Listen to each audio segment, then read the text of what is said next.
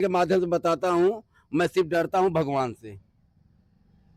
मैं डरता सिर्फ भगवान से हूँ, किसी के डर से नहीं हुआ है। लेकिन कानून को देखते हुए, कानून के खिलाफ हम लोग नहीं हैं। हम लोग गांधी जी को पूछते हैं, चंद्रशेखर आजाद जी को पूछते हैं। तो हम अपने देश में अंग्रेजों से लड़ाई नहीं लड़ रहे हैं, हम अपने देश के सिस्टम से लड़ रहे हैं। तो हमारा साफ साफ कहना था कि हम लोग मिला, हम लोगों को आंदोलन कैंसिल करना पड़ा, इसलिए क्योंकि हमें जानते थे कि आंदोलन होगा, तो इसमें हमारे जो युवा हैं, जो पढ़ने वाले बच्चे हैं, जो अभी अग्निवीर का या कोई और नौकरी के लिए जो एग्जाम दिए हैं, उनका भविष्य खतरे में न हो, इसलिए हमने ये निर्णय लिया। इसकी सबसे बेहतर देखी जा रही है। जैसे कई सारे चेहरे हैं, मंत्री जी हैं, डॉक्टर सुरेश मौर्य हैं, प्रशांत सिंह हैं और वर्तमान विधायक हाकिम लाल हैं। आप किसको लोकप्रियता देखना चाहते हैं? इस बार हम लोग देखना चाहते हैं राकेश हर पार्टी को। राकेश हर पार्टी आएंगे फिर रोड बन जाएगा। बन राकेश हर पार्टी जाएगा। नहीं आएंगे तो नहीं रोड बनेगा। उनके कार्यकाल में क्यों क्या सबसे बेहतर कार्य किया गया?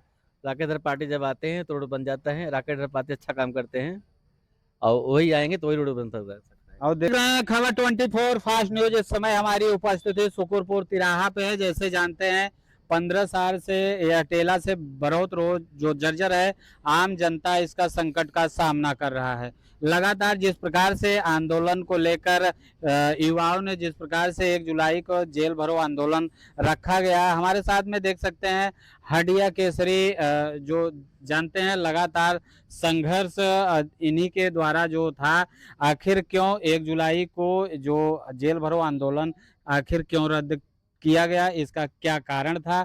या शासन की दबाव थी या इनको किसी प्रकार से किसी की दबाव बनाया गया? हमारे साथ में अमरेश पहलवान जी हैं जो लगातार सर सबसे पहले जिस प्रकार से आप लगातार संघर्ष करके और यह हाईलाइटेड और काफ़ी लोगों को जन जन की आवाज़ और यह जनहित में और सार्वजनिक कार्य लगभग देखी जा रही है, इसको लेकर क्या समस्या पड़ी जो लोगों को यह जेल भरो आंदोलन को कैंसिल करना पड़ा?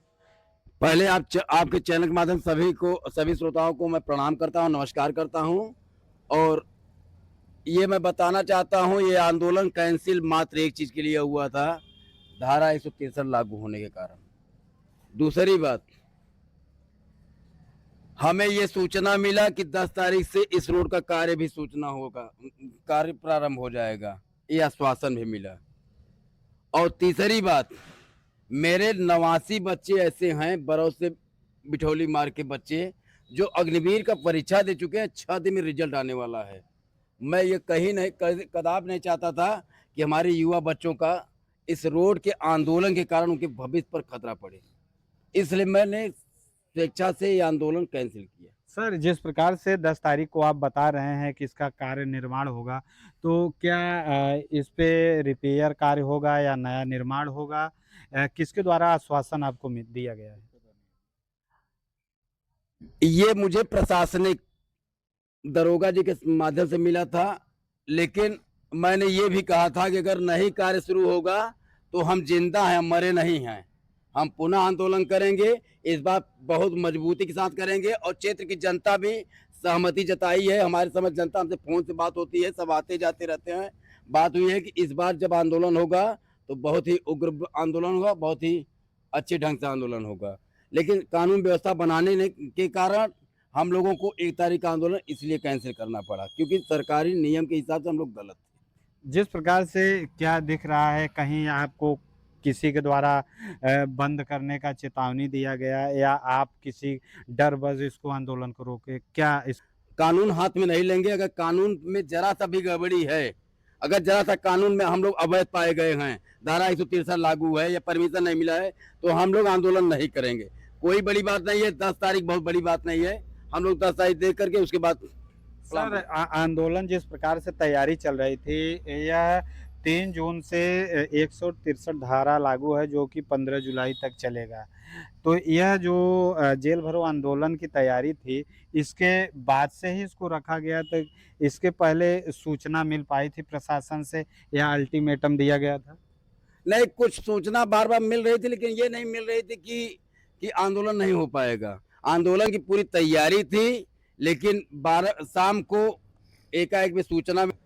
हम नहीं चाहते कि हम जेल में बंद कर दो, हमारा तो कुछ नहीं है, हम तो जेल में चाहे रहें चाहे बाहर, हमारी ज़िंदगी का कुछ मतलब नहीं है। लेकिन हमारे युवाओं का अगर भविष्य बिगड़ेगा तो हम बर्दाश्त नहीं कर पाएँगे। सर जिस प्रकार से हाउस अरेस्ट यानी नज़रबंद देखा गया था लगभग 30 जून को सचिन तिवारी के घर जिस प्रकार से प्रशासन पहुंची थी और उनको समझा बुझा के इस आंदोलन को रोकिए, तो उनसे आपसे कुछ बात हो पाई? नहीं, उनसे कुछ बात नहीं हुई थी। हमें यहाँ पर जब सूचना मिला तो हमने साफ-साफ आंदोलन कैंसल किया, मैं किसी से बातचीत नहीं किया था। और देख सकते हैं हमारे कुछ और जिस प्रकार से आंदोलन में लगातार सहयोग कर रहे हैं। क्या कहेंगे जिस प्रकार से आंदोलन में देखा गया बाधाएं और दिक्कत और जो धाराएं 163 लागू है, इसको लेकर क्या कहेंगे इस रूट को लेकर या इस आंदोलन को लेकर? सबसे पहले आपको नमस्कार करता हूँ मैं। और जो हमारे अमरेश भाई हैं, वो जहाँ खड़े रहेंगे उसके पीछे हम लोग भी खड़े रहेंगे रोड के लिए। और रोड भी बनना चाहिए रोड, और कुछ हम लोग नहीं कर सकते हैं, रोड बनना चाहिए बस। इस क्षेत्र में विधानसभा में आपके बगल में सुकुलपुर से अगर जाएंगे हडिया, यह मार्ग बेहतर देखी जा रही है। टेला से बरौत आखिर विधायक और सांसद एक हैं, तो इसके लिए क्यों अनदेखा की जा रही है? जनता के साथ आखिर इस पे क्यों भेदभाव किया जा रहा है? आखिर इस पे प्रतिनिधियों का क्या निगाह नहीं दिख रहा है या सरकार इस पे कार्य नहीं करना चाहती? और हम लोग कुछ नहीं बोल सकते, सरकार को बनाना चाहिए। और हमारे देश के दो जिस प्रकार से देखा जाए विधानसभा की 2027 की तैयारी में सब पार्टी शंखनाद कर चुकी है। लगातार सब अपने दावे कर रहे हैं हम सरकार बनाएंगे। तो इस बार हडिया में लोग